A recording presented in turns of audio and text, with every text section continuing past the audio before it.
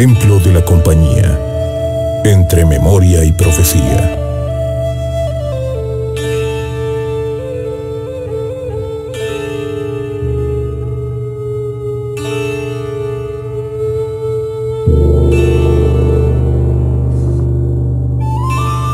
En un profundo y estrecho valle, rodeado de montañas argentíferas, a 2.605 varas de altura sobre el nivel del mar, se encuentra una de las ciudades más hermosas de la República Mexicana, la ciudad de Santa Fe de Guanajuato.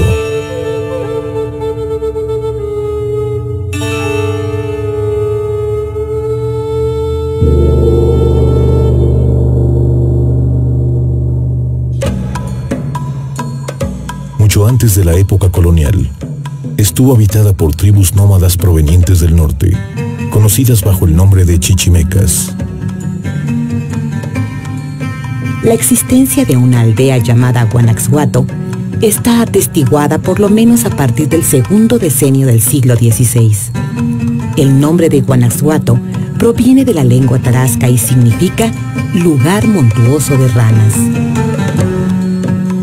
En el año de 1541, comenzaron las primeras incursiones españolas en la región. El descubrimiento de ricas vetas de plata y oro llamaron la atención de numerosos grupos de españoles, deseosos de hacer fortuna, atraídos por las minas de San Bernabé y de San Juan de Rayas, y más tarde la así llamada Veta Madre de la Valenciana. A partir de 1554 se le dio el nombre de Real de Minas a los campamentos aledaños a estas vetas. En 1570, la ciudad recibe el título de Ciudad Real por el rey Felipe V de España, bajo el nombre ya de Mineral de Santa Fe de Guanajuato.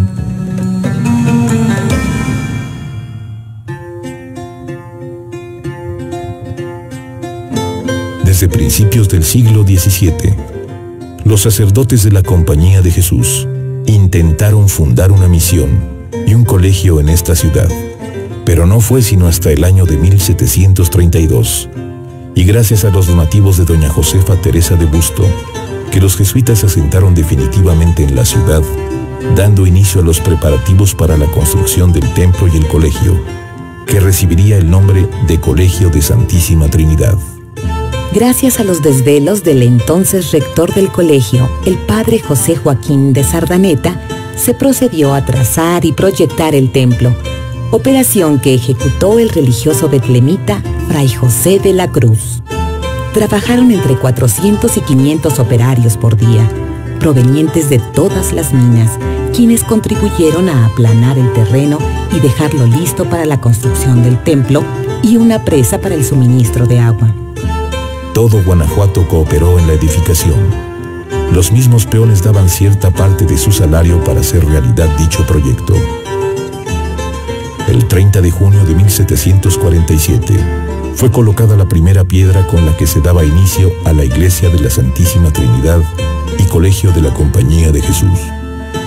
Después de 3 años de comenzada la grandiosa construcción y sin saber a ciencia cierta los motivos de esta resolución, Fray José de la Cruz cede su lugar al arquitecto toluqueño Felipe de Ureña, quien se encargó de continuarla hasta su terminación.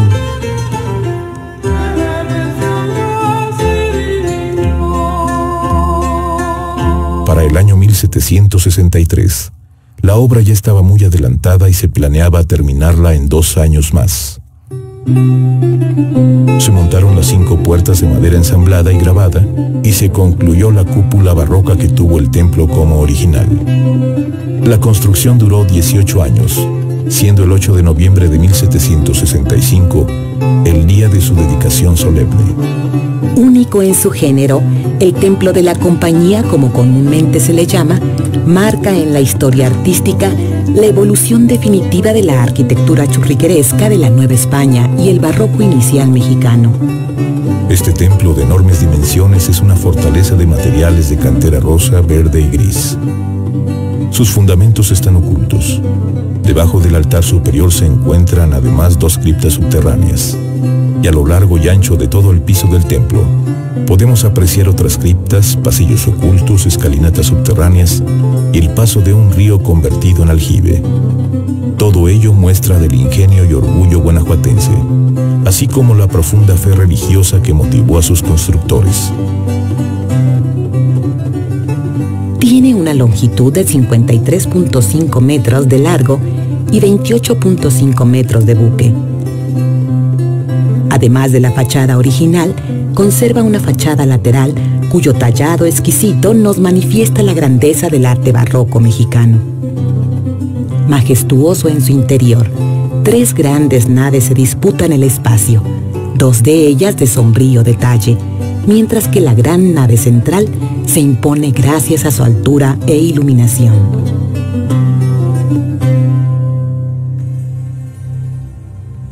Está soportado al exterior por 8 columnas al aire, 4 de las cuales muestran un exquisito tallado desde los capiteles hasta la base, de una profunda simbología y finura artística. Estas fortalezas arquitectónicas son también el legado de una tradición religiosa, el triunfo de la vida superior sobre la inferior, de la luz sobre las tinieblas, de la bondad sobre la maldad. Cuenta con 5 bóvedas aristas, en cada nave en proporción sexquilátera, las cuales desahogan en una modesta ventana y en 2 finas claraboyas. En sus orígenes los altares estaban conformados por finos retablos en madera que hoy ya no existen, así como la cúpula original, que era de menor tamaño que la actual. Esta última, en el año de 1808, sufrió un desplome, lo que marcaría definitivamente la imagen del templo de la compañía.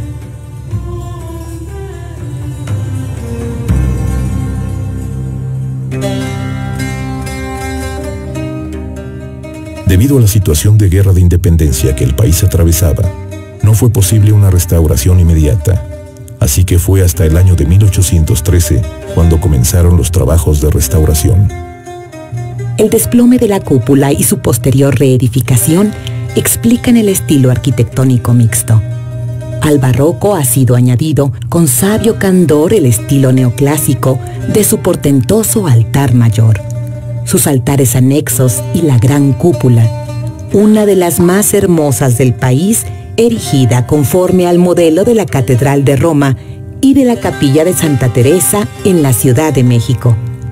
De este modo, el Templo de la Compañía es un testimonio de la historia de desarrollo del arte mexicano.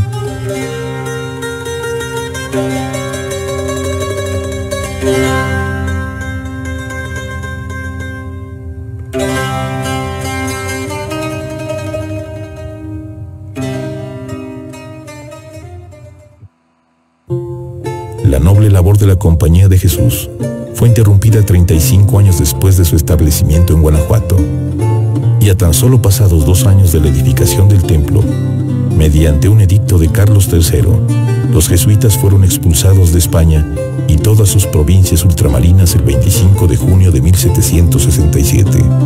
Paralelamente a esos acontecimientos, el sacerdote Nicolás Pérez de Arquitegui, miembro del clero diocesano de Michoacán y oriundo de Santa Fe de Guanajuato, promovió el proyecto de fundar un instituto que cuidara de la fe de los guanajuatenses y, al mismo tiempo, fuera promotor de cultura. Pensó así en la congregación del Oratorio de San Felipe Neri, tomando como modelo la ya existente congregación del Oratorio en la Ciudad de México.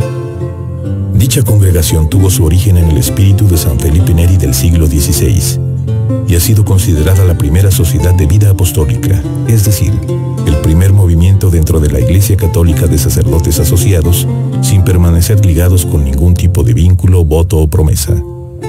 Felipe Neri, o el profeta de la alegría cristiana como más tarde lo recordara el Papa Juan Pablo II, es un pionero de la promoción de la vida laical a través de la interrelación entre la fe y la cultura, entre la religión y el arte.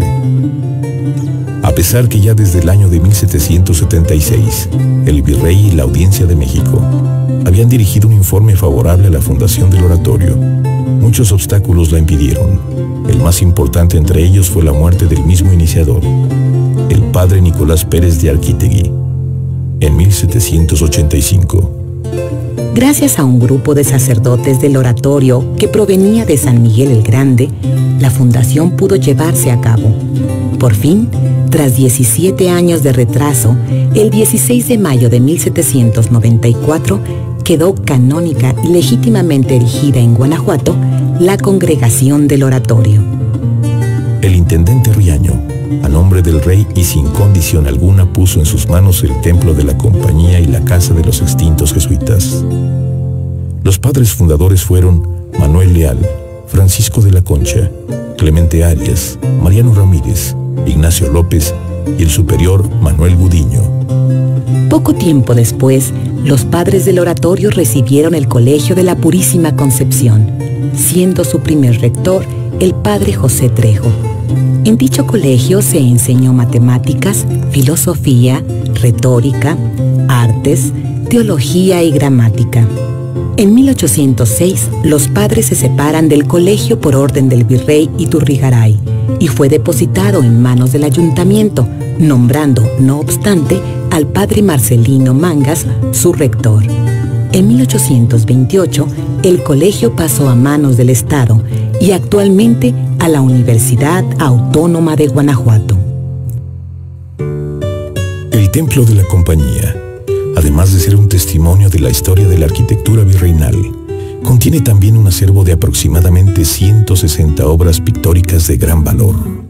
El arte pictórico dominante es la pintura virreinal mexicana, producto de dos tradiciones milenarias, la española y la mesoamericana. En general, los lienzos existentes fueron realizados por pintores mexicanos con formación europea, aunque se encuentran algunas obras de artistas italianos y españoles. La influencia del tequitqui dio lugar a obras pictóricas populares con un marcado acento costumbrista. Su carácter pintoresco y el mensaje religioso que expresan las hacen de un valor incalculable.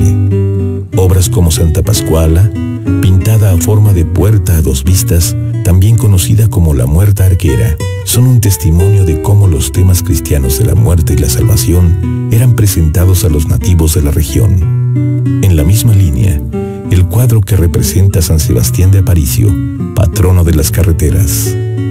Una de las obras más valiosas de la colección del Templo de la Compañía es sin duda San Ignacio de Loyola entre ángeles, del pincel de Baltasar Echave Orio, óleo sobre tela pintada en el siglo XVI. El lienzo muestra a San Ignacio franqueado por dos ángeles, uno de los cuales le ayuda a sostener un libro y el otro sostiene un banderín con el anagrama JHS.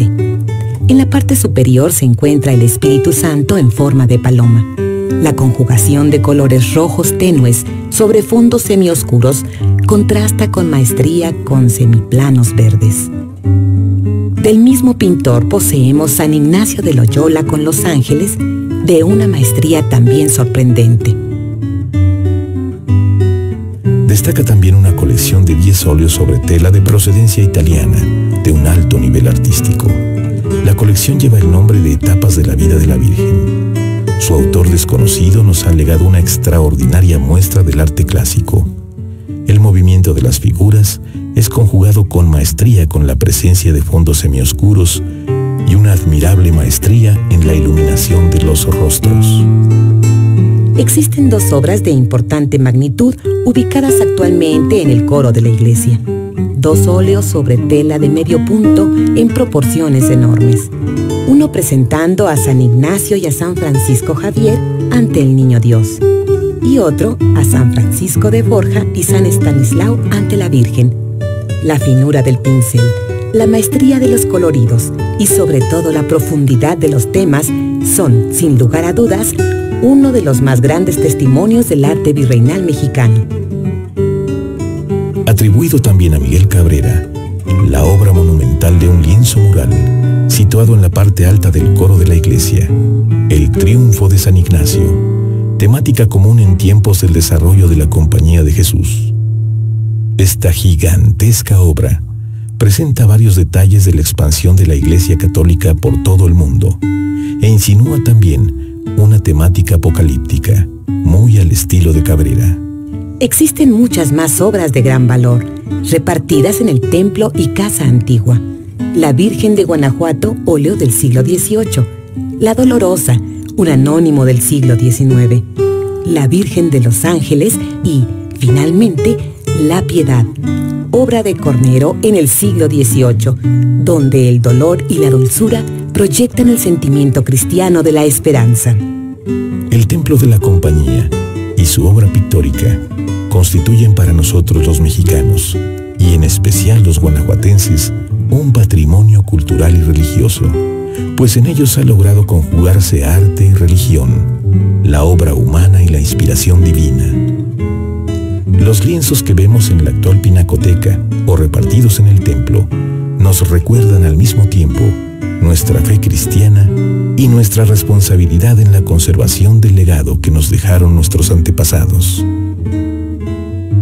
Este templo es más que un museo rico en arte. La hermosa obra pictórica y la mezcla de estilos representan una alabanza al Creador. Es una clara muestra de que el arte, la religión y la historia pueden convivir en armonía.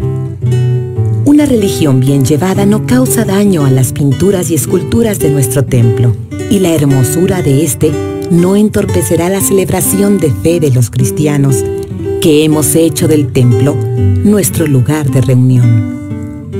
Luchemos porque nuestras manifestaciones religiosas no dañen tan bello inmueble y que el arte y la historia que en él se envuelven sean algo digno de Dios, quien merece lo mejor. Hagamos el compromiso de cuidar y respetar este recinto, de apoyar para que se conserve por varios siglos a través del valor de la habilidad humana, cuya plenitud llega cuando las cosas se hacen en nombre de Dios.